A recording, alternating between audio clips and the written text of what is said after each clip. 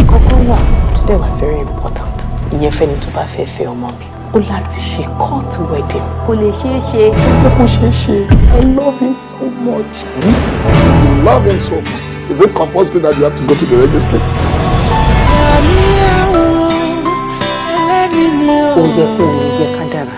Ìpín àti àkọsílẹ̀ nìkan ni àdúrà ń tún ṣe.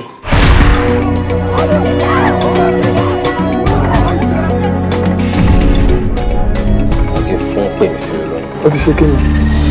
Ó ní òní gbà tí wọ́n náà dẹ́ mọ̀. Tí wọ́n sọ pé àwọn ẹbí tèmi náà gbà ni. Àwọn ẹbí mi náà ò ní gbà. Àwa ni ọkùnrin ẹ̀yin ló jẹ́. Ní tí a bá fẹ́ lè máa bá wa fẹ́. Really? Kò ń ṣe àfẹ́sọ́nà ẹ̀ ló sọ pé òun ò ṣe court wedding. Àwọn ẹbí ẹ̀ ni. Ibi orí kò má dẹ́tẹ̀ o tó bá ti lè dánú gbógbé. Pẹ̀lú Yes, sir. it is marriage certificate. Real offer. So ẹni pé ẹ lo rẹ́gísítírì ẹ fún jẹ́ Mr. and Mrs. Senjemi. Ẹ mọ implication tọmọ. That is 3 years imprisonment.